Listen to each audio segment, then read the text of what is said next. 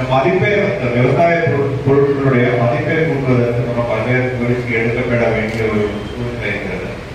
ஏனென்றால் இப்போ நிறைய நெல் உற்பத்தி ஆகிறது. நமக்கு வந்து கிராப் டைவர்சிஃபிகேஷன் நெல்லை மட்டும் இருக்கிறது.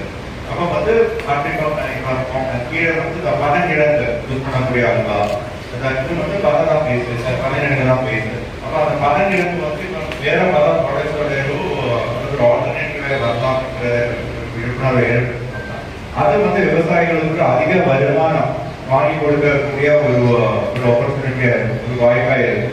அது மட்டும் இல்லை, இப்போ கால்நடை லோன் வந்து நம்ம கொடுத்துருக்கோம், ஒரு சில விவசாயிகளுக்கு கொடுத்துருக்கிறோம்.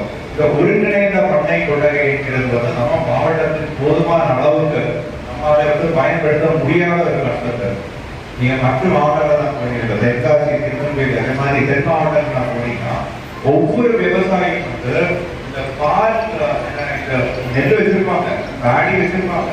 பட் ஆனாலும் வீட்டில் ஒரு 10 மாடு வளர்க்கணும்.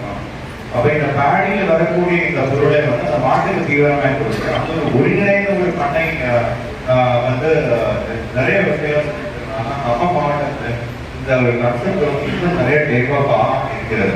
அப்ப இந்த விவசாயிகள் வந்து சோஃபார் வந்து இந்த வேல்யூ அடிஷன், இந்த மதிப்பீட்டை வந்து கூட்டுவதற்கு அதை வந்து இன்க்ரீஸ் பண்றதுக்குள்ள ஆக்டிவிட்டிஸ் இன்னும் நம்ம நிறைய பண்ண வேண்டியது இருக்கு. பொட்டன்ஷியல் இருக்கு.